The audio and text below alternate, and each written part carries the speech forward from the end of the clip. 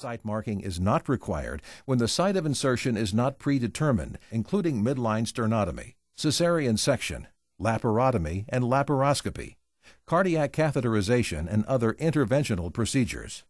For those procedures in which marking the site is not necessary, standard requirements for patient verification and timeout still apply. This video illustrates ways to implement the universal protocol for preventing wrong site, wrong procedure, wrong person surgery.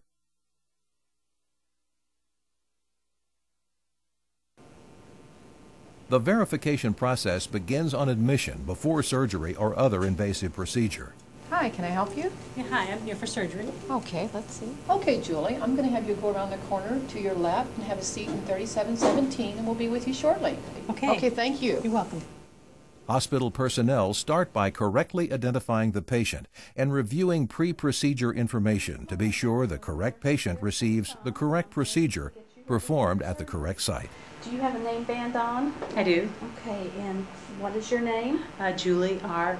Smith, And what's your birth date? 4/1857. And who's your physician? Dr. Brown. Okay, what kind of surgical procedure are you here for?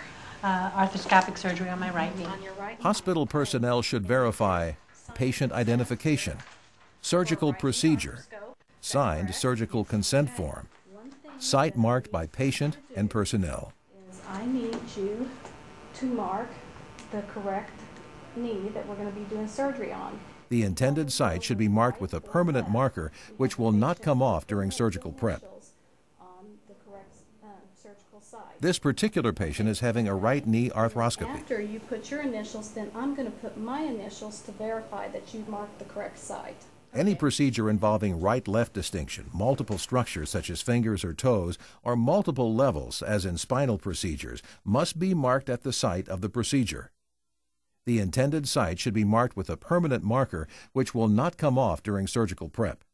Many endoscopic procedures are done through a midline incision or insertion site, but are intended to treat an organ that is right or left. In this case, mark the skin at or near the proposed incision or insertion site to indicate the correct side of the procedure. This mark must be positioned so it will be visible after the patient is prepped and draped, unless it is technically or anatomically impossible to do so.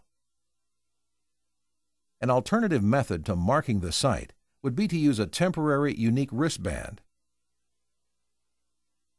Examples of procedures in which site marking is not required include single organ cases, interventional cases, teeth.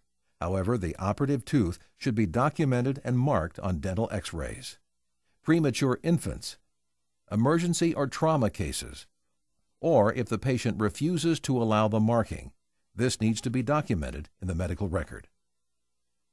Julie? Yeah. Hello, my name's Dustin. I'm from surgery. I'm going to be the one taking you over there today. I got to check your armband real quick. Site marking must involve an alert patient or patient representative and hospital personnel. It is a part of the verification process before every surgery or procedure in all operating rooms or non-surgical units.